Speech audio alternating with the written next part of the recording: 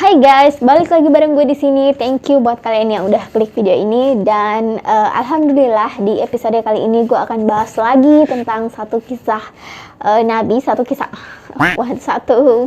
sahabat Nabi lagi. By the way, di video yang kemarin gue tidak membahas tentang belum membahas tentang kisah sahabat Nabi, tapi gue bahas tentang satu cerita horor. Dan di episode kali ini gue akan bahas lagi, melanjutkan tentang serial sahabat Nabi, maksudnya ya orang-orang yang hidup sejaman dengan Nabi, yang pernah bertemu dengan Nabi dan membantu perjuangan Nabi dalam mendakwakan Islam. By the way, gue ada notice buat kalian, kalau gue ini bukan ustazah atau pendakwah, tapi gue tuh lebih kepada bercerita tentang biografi dari seseorang, dan orang-orang yang gue pilih ini adalah orang-orang yang merupakan sahabat-sahabat Nabi. Oke, definisi sahabat Nabi sendiri adalah orang-orang yang hidup sejaman dengan Nabi, pernah bertemu dengan Nabi, dan membantu perjuangan Nabi. Oke. Dan di episode kali ini gue memilih salah seorang sahabat Nabi yang bernama Anas bin Malik. Pasti sebagian besar dari kalian sudah tidak asing lagi mendengar nama ini, karena nama ini adalah nama yang sering banget kita temui di hadis-hadis ya. Maksudnya Anas bin Malik ini adalah salah satu sahabat Nabi yang paling banyak juga meriwayatkan hadis. Jadi kalau kita dengar tuh kayak hadis riwayat Muslim, tapi kalau dirunutkan ke sana ini hadis ini diriwayatkan oleh Anas bin Malik, kayak Abu Hurairah, kayak gitu-gitulah. Kayak ada beberapa sahabat Nabi yang meriwayatkan banyak hadis. Nah, salah satu di antara mereka ini adalah tokoh kita yang akan kita bahas kali ini yang bernama Anas bin Malik. Jadi buat kalian yang suka dengerin cerita tapi bukan dongeng, pastikan untuk tidak skip video ini dan tonton video ini sampai habis.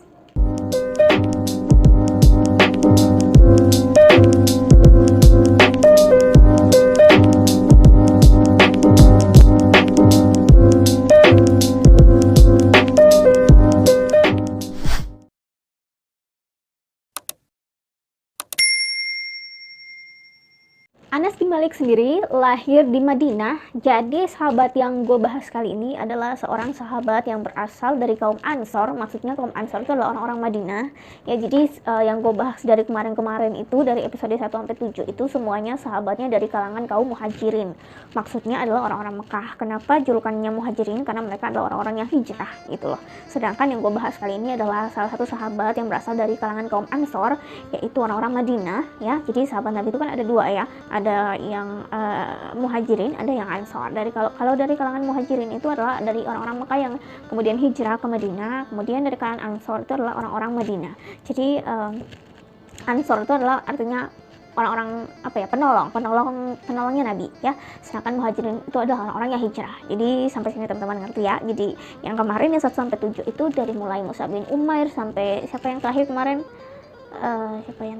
ya, Jubair bin Awam, terus siapa ya, nah itu semuanya itu berasal dari kaum Muhajirin. Dan yang Anas bin Malik, tokoh kita kali ini berasal dari kaum Ansor, yaitu orang Madinah. Makanya Anas bin Malik ini lahir di Madinah.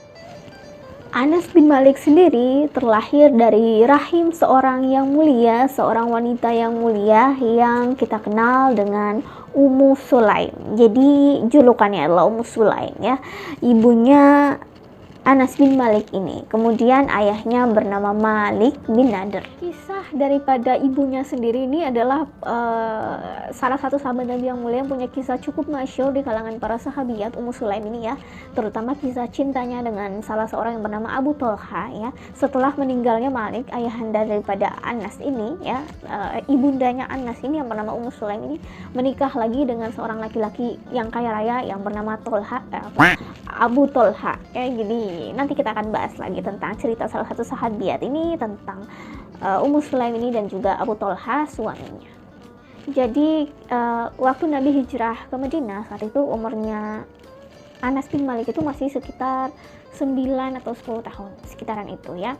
Kemudian pada saat Nabi hijrah ke Madinah, orang-orang Madinah pada saat itu ya, sahabat-sahabat Nabi, orang-orang Ansor itu sangat bersemangat, sangat senang sekali karena Nabi akhirnya datang ke Madinah ya. Jadi penantian mereka menunggu ya, akhirnya Nabi sampai ke Madinah dan mereka itu berbondong-bondong untuk mendatangi Nabi dan memberikan hadiah apapun yang mereka punya tuh mereka kasih ke Nabi. Namun yang terjadi dengan Ummu Sulaim ya, ibunya Anas bin Malik ini adalah sangat luar biasa ya, karena kebetulan dia tidak punya apa-apa untuk kemudian dia hadiahkan kepada Nabi, makanya dia datang untuk membawa anaknya dan dia menghadiahkan anaknya itu kepada Nabi. Jadi dia datang dan dia bilang dia tidak punya apa-apa, saya tidak punya apa-apa, tapi saya memberikan anak saya ini untuk menjadi pembantu Anda gitu loh. Jadi kalau menurut gue gitu ya, yang dilakukan oleh Ummu Sulaim ini ya, jangan disalahpahami ya, maksudnya yang dilakukan oleh Ummu Sulaim ini bukan apa tuh namanya sekarang yang lagi itu apa anak Eksploitasi anak maksudnya, Bun. bukan Asuh anak.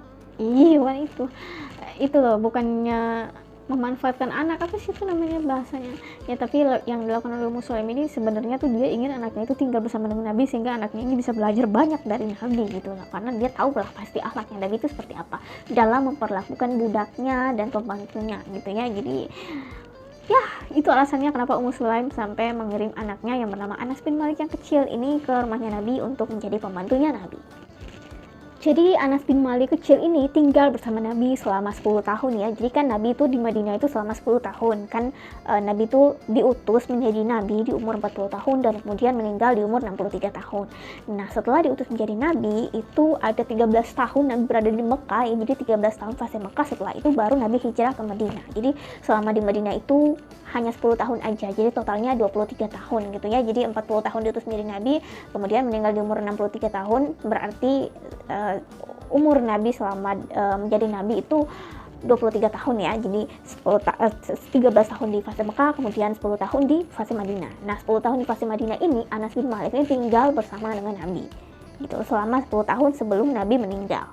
Anas tinggal dengan Nabi dari umurnya masih kecil sampai akhirnya Anas tumbuh dewasa, dan Anas tuh banyak sekali meriwayatkan hadis gitu loh. Jadi dia mengetahui lah seperti apa Nabi setelah mandi, kemudian kalau mau berangkat tuh seperti apa perangainya Nabi, seperti apa itu dia tahu betul gitu. Makanya dia banyak meriwayatkan hadis. Jadi banyak kita temui hadis-hadis itu yang diriwayatkan oleh Anas bin Malik kayak gitu kan. Nah itu karena dia tinggal bersama dengan Nabi, dan apa yang disampaikan, kesaksian yang disampaikan oleh Anas bin Malik ini selama 10 tahun dia tinggal dengan Nabi itu tidak pernah sekalipun Nabi marah sama dia. Jadi Nabi itu tidak pernah marah, tidak pernah berkata kasar. Bahkan yang ditanya oleh Nabi adalah apa? Di sini kan konsepnya Anas ini ya sebagai pembantunya Nabi, tapi yang dilakukan oleh Nabi adalah apa? Nabi malah bertanya sama dia gitu. Yang Nabi biasa memanggil dia dengan sebutan Unais. Unais itu maksudnya Anas yang kecil. Anas yang kecil ya, itu sebutannya Nabi. Nabi memanggil Anas bin Malik itu seperti itu, Unais ya Unais, wahai Unais gitu. Maksudnya tuh wahai Anas yang kecil gitu lah. Itu panggilan sayangnya Nabi terhadap Anas bin Malik ini.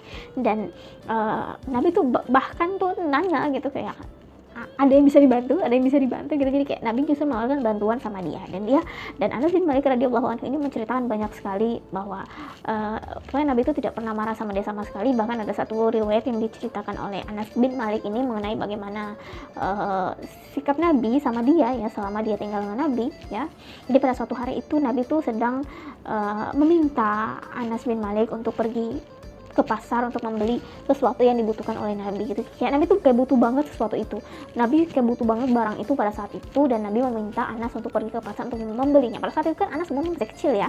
Jadi pada saat Anas keluar dari rumah, kemudian dia menjumpai teman-temannya sedang bermain di luar rumah. Kemudian yang dilakukan oleh Anas ya sebagai anak kecil, naluri sebagai anak kecil dia lupa ya. Kemudian dia menghampiri teman-teman yang sedang bermain dan dia ikut bergabung bermain bersama dengan mereka, dan itu sudah berlalu lama ya, sudah berlalu lama, Afwan gue nggak tahu berapa lama, tapi yang pasti sudah lama, dia cukup lama gitu ya. Dia bermain bersama dengan teman-temannya dan dia lupa bahwa Nabi itu sedang menyuruh dia untuk pergi ke pasar membeli sesuatu itu, membeli pesanannya Nabi. Namun karena dia masih kecil dan dia lupa ya, akhirnya dia ikut bermain bersama dengan teman-temannya. Kemudian ini yang diceritakan oleh Anas ya. Kemudian pada saat itu dia terkaget karena ada seseorang yang menutup matanya dari belakang. Kemudian dia siapa ini dia dia merontak, siapa ini yang menutup mata saya, siapa ini.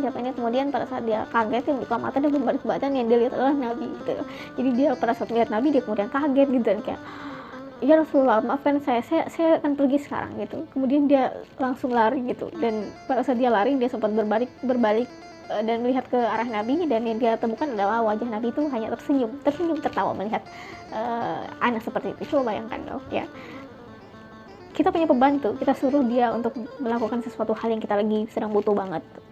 Nah, tapi yang kita temukan adalah dia itu ternyata sedang bermain dan mengabaikan apa yang kita suruh. Nah, lihat akhlak Nabi bagaimana. Apakah kalau kita jadi Nabi itu kira-kira gimana tuh? Jangan kan pembantu ya, anak sendiri aja kadang-kadang kalau kita minta tolong dia nggak mau tuh kan paling kayak marah, kesel, mengeluarkan kata-kata yang gimana-gimana. Tapi yang dilakukan oleh Nabi itu seperti itu. Jadi Nabi itu benar-benar tersenyum gitu loh.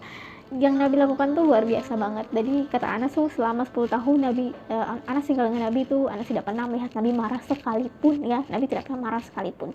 Jadi luar biasa gitu loh. Jadi pokoknya Masya Allah sekali akhlaknya Nabi. Begitu juga dengan Zaid bin Haritsah, anak angkat Nabi, bagaimana dia mengetahui bagaimana dia menceritakan tentang akhlak Nabi, bagaimana Nabi memperlakukan dia sehingga dia lebih memilih Nabi dibandingkan dengan ayahnya ya, ketika ayahnya datang untuk menjemput dia. Dan ada salah satu hadis juga yang diriwayatkan oleh Abu Hurairah ya. Di situ Abu Hurairah mengatakan bahwa tidak ada satu orang pun yang sholatnya mirip sekali dengan sholatnya Nabi selain Anas bin Malik gitu ya. Jadi sholatnya Anas bin Malik ini mirip sekali ya dengan sholatnya Nabi. Maksudnya itu kayak gimana ya? Kayak hampir mendekati, kayak hampir sesempurna Nabi. Tidak sempurna seperti Nabi, tapi hampir sempurna seperti Nabi. Itu yang dikatakan oleh Abu Hurairah ya. Salah satu sahabat Nabi juga yang meriwayatkan sangat banyak sekali hadis ya. Jadi Abu Hurairah, kemudian ada Abdullah bin Umar, anaknya Umar bin Khattab, kemudian ada Anas bin Malik ini ya, orang yang salah satu sahabat yang meriwayatkan banyak hadis. Jadi hadis itu bisa sampai kepada kita sekarang berkat mereka ini gitu. Jadi bayangin betapa panen pahalanya mereka. Dan Anas bin Malik ini adalah orang yang sangat beruntung yang mendapatkan doa dari Nabi. Jadi Nabi itu pernah mendoakan dia ya. Jadi paketnya tuh komplit. Doa yang Nabi berikan terhadap Anas bin Malik ini benar-benar komplit sekali. Jadi Nabi mendoakan ya Allah, panjangkanlah umurnya ya, panjangkanlah umur Anas, kemudian berikan dia rezeki yang banyak, yang melimpah, kemudian berikan dia anak keturunan yang banyak, dan kemudian masukkanlah dia ke surga. Jadi paket komplit doanya. Udah didoain umur yang panjang, terus rezeki yang banyak, terus anak keturunannya banyak, dan doain juga masuk surga. Jadi doa yang diberikan oleh Nabi kepada Anas bin Malik ini adalah paket komplit, dan itu benar semua, benar terjadi semua.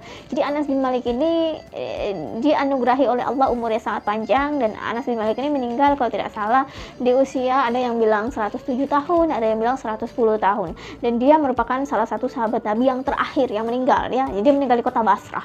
Di kota Basrah tuh apa ya? Irak ya. Basrah tuh Irak, itu Irak kalau tidak salah. Itu di umur sekitar 107 atau 110 tahun. Jadi usia yang sangat panjang dan anaknya banyak sekali. Jadi sesuai dengan doa Nabi. Nabi selain mendoakan Anas umur yang panjang, Anas juga mendapatkan anak keturunan yang sangat banyak ya. Jadi ketika meninggal itu Anas mempunyai anak tuh, anaknya banyak sekali, tapi yang masih hidup ketika Anas meninggal itu sebanyak 120 orang lebih. Jadi 120-an, bayangin teman-teman ya. Jadi anaknya banyak banget, anaknya Anas.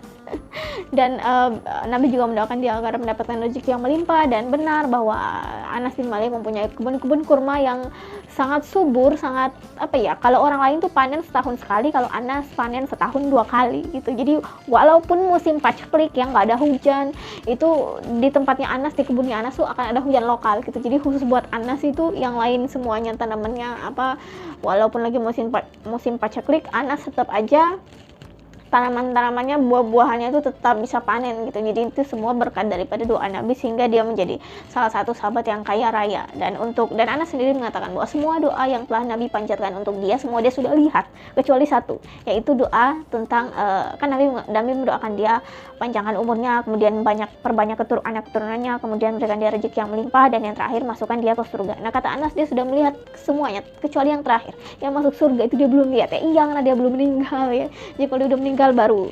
Tapi kalau doa Nabi udah pasti nggak usah diragukan lagi ya. Jadi Masya Allah sekali, Anas bin Malik ini mendapat banyak sekali kemuliaan dari doa-doa Nabi, dan berkat dia juga mendapatkan keistimewaan bisa melayani Nabi selama 10 tahun ya. Jadi dari umurnya 10 tahun dia sudah tinggal bersama dengan Nabi dan melayani Nabi, kemudian sampai dia umur 20 tahun Nabi meninggal ya. Jadi dia memperoleh banyak sekali hadis itu karena dia tinggal bersama dengan Nabi. Jadi Masya Allah, sahabat yang mulia Anas bin Malik radhiyallahu anhu.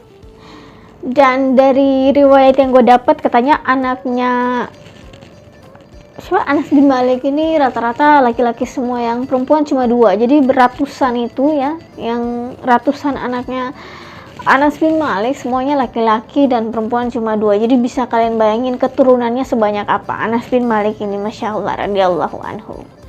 Ya teman-teman, sekian kisah dari Anas bin Malik, semoga bisa menjadi pelajaran buat kita. Jadi memang kali ini gue berusaha untuk mempersingkat aja waktunya biar teman-teman gak bosen juga buat ngedengerinnya, dan mudah-mudahan bisa sampai ke hati teman-teman dan bisa sampai ke hati gue juga ya. Pokoknya semua keikhlasan daripada tokoh-tokoh yang kita bahas ini, mudah-mudahan kita bisa ambil pelajaran dari kisah hidupnya mereka. Dan jangan lupa untuk terus mencintai orang-orang ini, orang-orang mulia ini. Insya Allah di padang mahsyar nanti kita akan dikumpulkan bersama dengan orang-orang mulia ini, bersama juga dengan Nabi, sebagaimana hadis yang kita tahu bersama ya. Orang akan dikumpulkan bersama dengan orang-orang yang dicintainya di padang mahsyar nanti. Maka cintailah orang-orang seperti ini, insya Allah kita akan kumpulkan bersama dengan mereka di padang mahsyar nanti, bersama dengan Nabi, bersama dengan Abu Bakar, bersama dengan Umar, Utsman, Ali, Thalha, Ubaidillah, Sa'ad bin Abi Waqqas, dan lain-lain. Wow, Masya Allah banget. Gue tuh pengen banget ketemu selain Nabi ya, selain Abu Bakar, Umar, Utsman, Ali, gue pengen banget ketemu sama Mus'ab bin Umair. Terus gue juga pengen banget ketemu sama Hamzah bin Abdul Muthalib. Pokoknya orang-orang mulia ini, Ibunda Aisyah, kemudian Ibunda Khadijah, kemudian Fatimah. Gue ngefans itu sama mereka. Jadi kalau kalian mau beriman ya berarti harus ngefans sama orang-orang seperti ini dong ya. Jadi yang harus jadi rujukan, harus jadi tauladan adalah orang-orang seperti ini, harus jadi idola nih orang-orang seperti ini. Oke, terima kasih buat kalian yang udah nonton video ini sampai habis. Jangan lupa like, comment, and share video ini ke semua sosial media yang kalian punya jika kalian suka. Dan jangan lupa subscribe juga biar kedepannya channel gue bisa makin baik. Kalian bisa komen juga, bisa request juga apa yang mau gue bahas. Dan sampai jumpa di video-video gue selanjutnya. Bye-bye.